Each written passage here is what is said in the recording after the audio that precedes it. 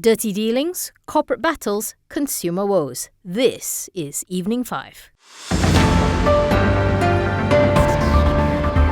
The government has paid a total of 7.15 billion to date for the long-delayed Littoral Combat Ships project, said Defence Minister Datuk Sri Mohammed Khaled Nordin. According to Khaled, these payments are in accordance with the stipulated contract, which bases payments on the overall progress of the LCS project rather than the progress of individual ship constructions. During the oral question and answer session in Dewan Rakyat, Khaled said that the 7.15 billion paid out constitutes 63.69% of the total project costs of 11.22 billion compared with the originally planned payment of 68.43% based on the project's progress. On the progress, Khaled noted that the first ship has been successfully launched in the water, while work on the second ship is 64.66% complete, LCS-3 at 56.48%, LCS-4 at 54.1% and LCS-5 at 42.33%.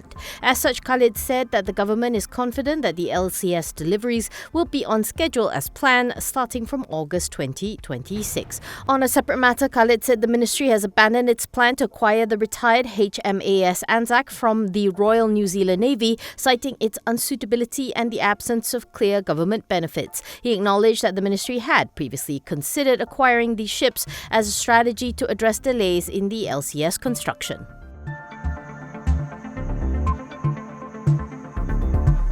Main market-bound Johor Plantations Group has fixed its institutional and final retail initial public offering price at 84 cents per share. This was decided following the completion of the book-building process under the institutional offering on Monday, said RHB Investment Bank. The retail offering also closed on Monday. Johor Plantations, which is set to be listed on July 9th, is expected to have a market capitalization of 2.1 billion ringgit. The planter aims to raise a total of 735 million, of which approximately 345.2 million will come from an offer for sale of 411 million existing shares held by its sole shareholder, Kulim Malaysia. Kulim is a wholly owned unit of Johor Corp. Kulim will retain a 65% stake in Johor Plantations, while the IPO will offer investors up to 35% of its enlarged share capital.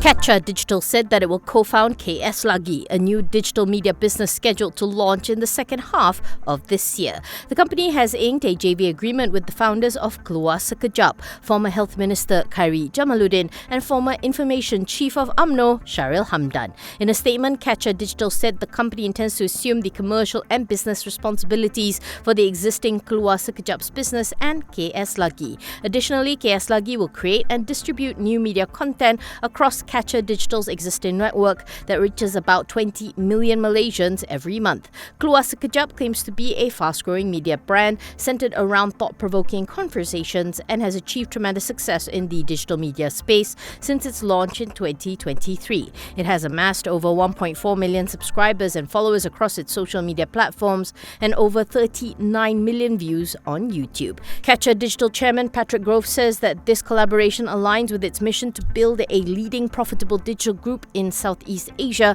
as it continues to pursue strategic partnerships, investments and acquisitions that are accretive to its earnings per share.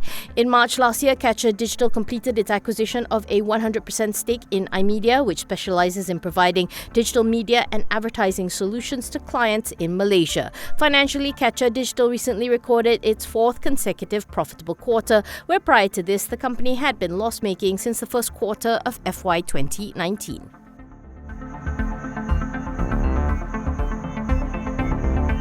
Solarvest Holdings has partnered with Taiwanese renewable energy player GreenRock Energy to develop 1 gigawatt green energy projects in Taiwan and Malaysia in the next 5 years. Through this collaboration, GreenRock aims to accelerate its regional expansion by harnessing Solarvest expertise in Malaysia and the Southeast Asia market amid heightened demand for RE.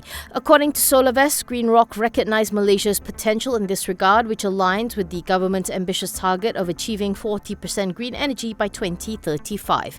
GreenRock has now become the first Taiwanese company to participate in a Malaysian government green energy project. It added that GreenRock is confident that its collaboration with Solarvest will overcome these challenges through their combined expertise and technological advantages. Solarvest provides comprehensive services including solar development, design, applications, construction, operation, maintenance, and asset management. As of March, Solarvest has achieved a 1.2 gigawatt project track record regionally, with 440 megawatts of projects under construction and 384 megawatts of solar assets.